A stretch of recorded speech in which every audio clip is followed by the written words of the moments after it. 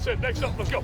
And so it begins. LSU opening camp with split squad practices as an offseason full of questions gives way to the 2015 season full of hope. Hello, I'm Eric Ritchie, and welcome to Tigers Training Camp as we kick off our coverage of LSU football with daily shows from right here in Baton Rouge. The bottom line, if the Tigers are on the practice field, we'll have a report from training camp.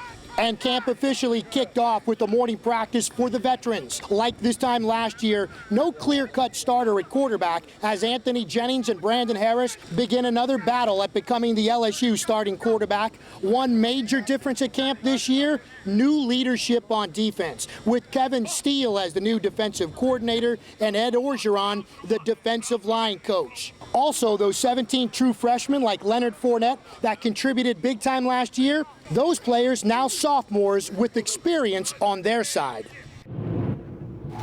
Yeah, I definitely think we come out there, with a lot of confidence and an edge to get back out there and try to compete and get back on top. The 8-5, that's last year, that's the past. We try to come out and keep a clean slate and just go to work. Oh, it was nice, man. I mean, I was ready to get back, and it was good to be back with the team, good to be back with with the defense, and we got some good work in today. Oh, Coach Steele, he's a phenomenal coach. He really gets us going. He really gets us. We come out when we leave out the doors to come out onto the practice field and for warm-ups. He really does a great job of getting us going, and he's just a great coach.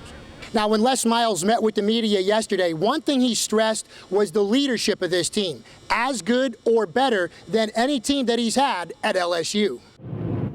A really special group. I think our leadership here may be, and I'm premature, but it's observant. I think the leadership of this football team's exceptional, maybe to be equal to or greater than some of our best teams. My past 3 years I've been here, when you think about leaders, you have to really sit down and pick and choose. Okay, he's a leader.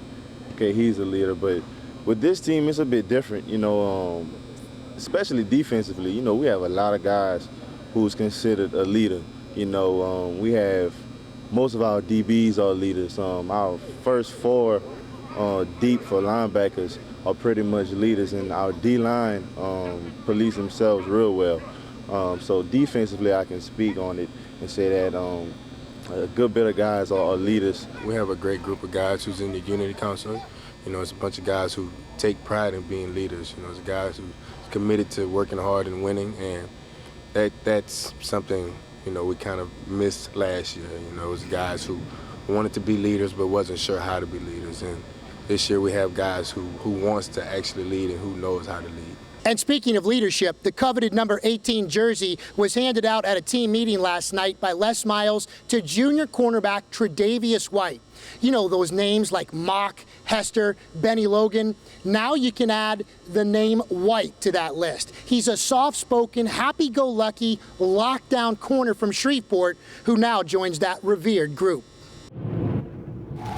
Wearing number 18, it's something special at LSU. And if you don't know what it means, Les Miles broke it down last night.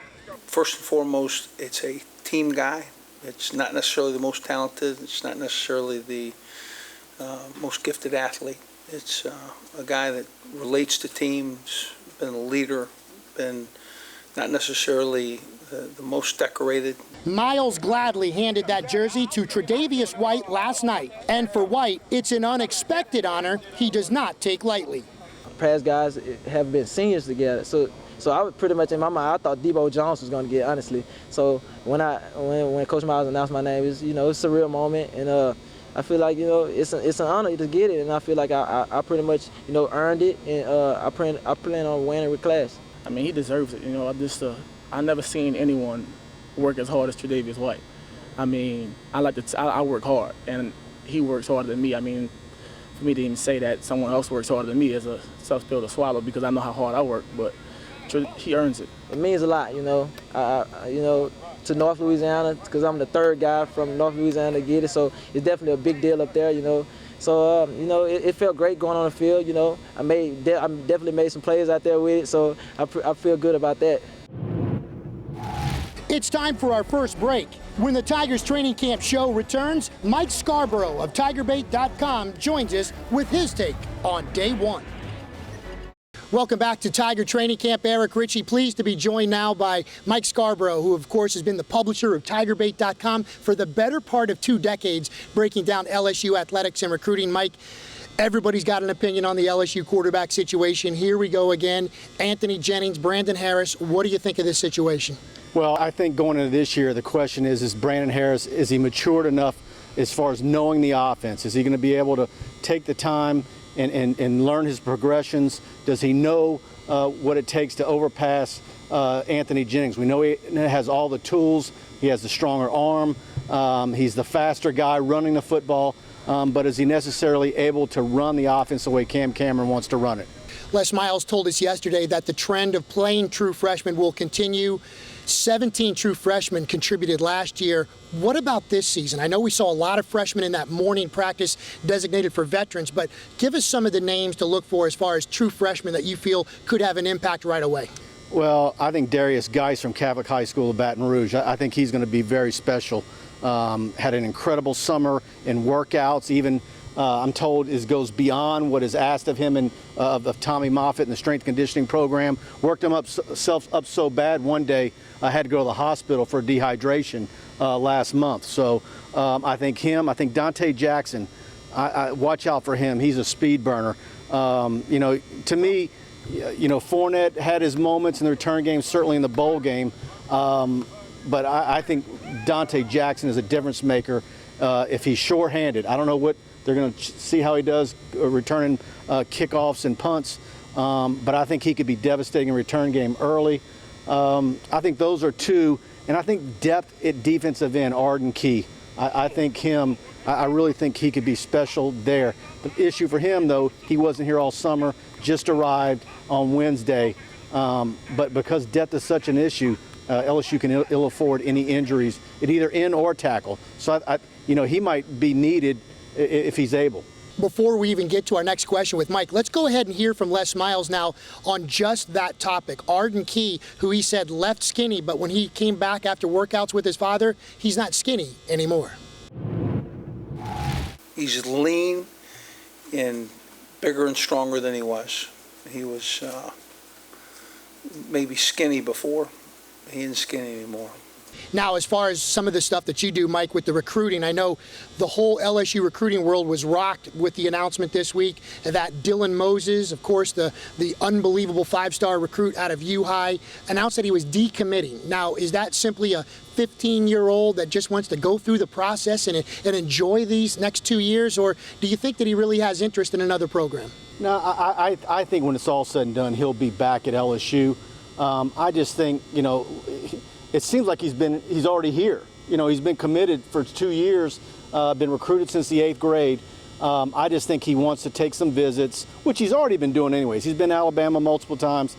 I think that maybe he wants to step back a little bit, but it wouldn't surprise me in the least if he recommitted sometime in the near future. I have doubts that he will go all the way till signing day of 2017, but he's certainly going to take some looks around, but he's so entrenched in this program. He's always been here, even for non-recruiting or camp visits, so I think he'll end up at LSU. It's the kind of thing that you can find on TigerBait.com on a daily basis, and again, we're talking to the publisher, Mike Scarborough, who's been doing it for the better part of 20 years, almost, 19 years now. Tell our folks right now how you can find some of the work that you do with TigerBait.com. Yeah, just go to TigerBait.com. We cover LSU sports from beginning to end. We're big on recruiting. Of course, LSU right now has got flipping back and forth with Ohio State for the #1 or #2 ranked recruiting class in the country. And it's very exciting. 19 commitments for the class of 2016. And it's really a special year, and 2017 is as well. A lot of excitement in recruiting right now with Orgeron and Steele, Corey Raymond doing a great job, and of course Frank Wilson as always. LSU is right now the IT school in recruiting. Outstanding. Well, we certainly appreciate your time on day one of the Tiger Training Camp show. Mike Scarborough, we'll have you back as soon as you can come back. Anytime. Thank you. Time for us to take a break, and we will have some scenes from move-in day yesterday. That's right, the Tigers, before they could hit the field, they had to move in, check in. We'll have some of those scenes for you when the Tiger Training Camp returns. Move-in day was yesterday, and the full 105-man roster required to check in to their off-campus apartments. Many, like junior defensive end Jordan Harper out of Rummel, brought their stuff in the morning. Others took care of the heavy lifting the night before and simply had to check in. Either way, move-in day, the unceremonious kickoff to training camp. I mean, we're moving into WCA, we're moving into a place where we have to dorm in at, but most of us, we haven't left. So far as the upperclassmen, you know, it's just another day. Once you check in, you know it's about to get real. I mean, you know that, shoot, we're here now. I mean, it's no playing around. It's time to focus, tunnel vision. This is what we do now is going to determine where we end up December 6th for the SEC championship. So day one of Tigers training camp is in the books. Tomorrow, a similar schedule, a split squad practice session in the morning with the veterans, in the afternoon with the freshmen. That will do it for now. In Baton Rouge, I'm Eric Ritchie for the Tigers Training Camp Show.